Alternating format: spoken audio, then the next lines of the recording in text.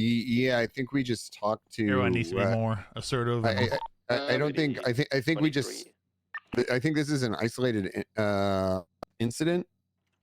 Yeah, but there's always something to learn from it that we can teach someone from, right? Right, but I think we should just talk directly to Ventura. I'll go ahead and flag the plate. We need to talk to Spectre and Wade on this and just be like, look, this is how Air One comms need to be if you guys are going to do this shit, because that was a shit show. Yeah. I mean, maybe not different words, but you know what I mean. I don't want to dog on them, but like, I was confused trying to hear what was happening. That's ultimately what we were talking about. We kind of just both. How much time actually transpired? Well, I shouldn't say that. Go ahead, Chief. I guess I'm wondering. I looked at the GPS as I was laying on the ground there, and there was 9 BCSO units that were still up in the county responding. We were having a command meeting with Viv. All right, bad time. The 13s, we all had made our way down here. Okay, all right. Oh, fair enough then. My just takeaway from Air One comms is the moment shit hits the fan and it becomes 78s. It's Air One's job to like recompose everyone and get a grip on everyone and just start coordinating and telling people what to do. Go here. There's people here. Do this. All the comms I was hearing was there's someone here. There's someone there. There's someone here. This car. This street. Someone here. Someone, and I didn't know what the fuck any of it meant. Right. People were calling out to church, and somebody mentioned just a moment ago that the church wasn't actually opening fire. Which the comms that I heard, I would have thought they were opening fire at that point. I shot at the guy at the church, but then I also got shot at. I mean, we could debrief it, but I mean, I'll be there, but I don't.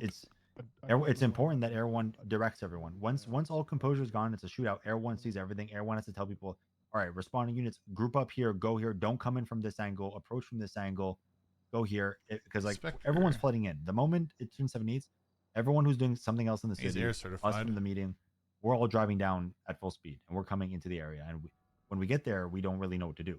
So either we're going to be a sitting duck in a corner until either they see us and shoot us, or we figure out what's happening. It's like there has to be more direction from the helicopter in that moment, in my opinion, at least. Yeah, that's definitely something we agree on. So I don't know if we need to do a full debrief on this, but at the very least, we need to talk to people who are in Air One.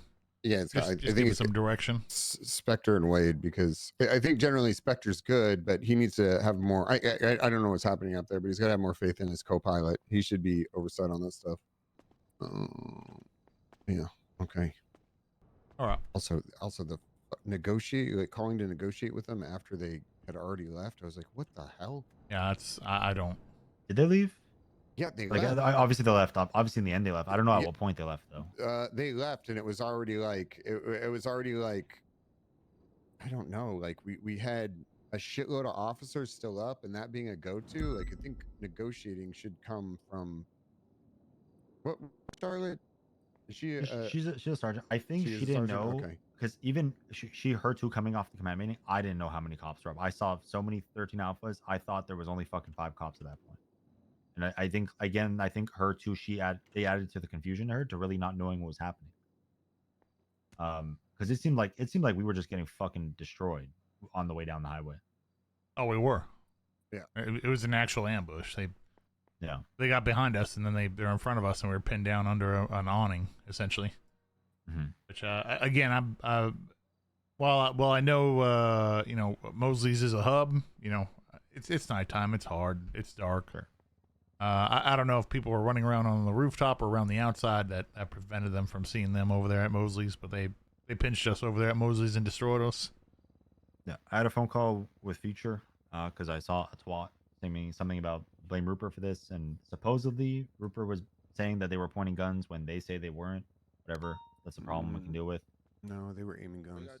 I witnessed them aiming guns. Yeah, so I mean, like I said, they very well could have been. It is what it is. They have a gripe. They had a gripe yesterday that they talked to us about how like their disagreements with the statement of put your guns away or you're gonna get shot in terms of like gang shootouts and stuff like that, because they say like they in like gang shootouts specifically, they brought up how like if we pull up on a scene and there's a shootout happening and we're telling them to put their guns away as they're getting shot, like they say like what the fuck are we supposed to do? And I'm like saying like at that point, anyone shooting is to be shot. Like, you can't expect us to come in here and do our job and let you guys have your guns out. Like, we're not going to move in on foot. And same with bank trucks. Future was saying, like, you guys come on scene and tell us put our guns away, we're gonna get shot. What are we meant to do? I said, well, you can't expect us to come do our job when there's 4 people on a rooftop with AKs out. I said, it has to make sense. And their thing with today is that they're claiming that we forced their hand to shoot us. All they wanted was the money, and how valid that is, not sure. Could have no validity for all I know. They opened fire on us when we started pushing towards the bank truck. Yeah, it's like we have a job to do. Obviously, they took the first shot on us. Yeah. I actually don't think they did. It was a shotgun that opened fire on us. Oh, was it? Inside Okay, the complex. It sounded like a. Okay, maybe that's what it was. I heard I thought I heard a motorcycle drive by, and that's what it was, but maybe I'm wrong. Yeah, like I said, I'm really not too sure what happened. At least from my point of view, they opened fire on us first there. So a shotgun opened fire, and that's when people just started shooting from all directions. Yeah, just based off what they said, I don't agree with their POV that we shouldn't give them warnings to put their guns away. They should be shot. I think that's pretty dumb. Oh, so they want us to just shoot them? No, they don't want to be shot for having guns out. They said shoot us if we point it. I said no, that's not how that works. I'm not gonna run into a blender with AKs above me and wait for them to point it at me. Right. Yeah, no, I don't think our approach was the way we went about it was wrong. Did we go in with we had a lot of units when we went in? Yeah, we went with we had 8 units there. Yeah, we had fucking 8 units. The thing is, it was a blender, and then on top of that, combine that with all the shit that was going on with Air One, and it's like, man, nighttime, pitch dark. Who knows where everything is? Darkness. I don't know if I'm just getting really old, but man, it is tough to operate in the dark sometimes. I'm going to have Spectre on. It is hard to see. Primary. I can see great in the dark. Especially when they're wearing black. At least for me, sometimes it's hard to fucking see a LSPD uniform versus an all black. We've got 10-8 units. We can come back down to the custom change. And that adds some level of hesitance in opening fire. Outstanding. I think it was a bad mix, a bad bad recipe. They're doing a TRT debrief. I guess we'll see what transpires in that. All right, I got to put this evidence up, and then I'll go in there. All right. Okay.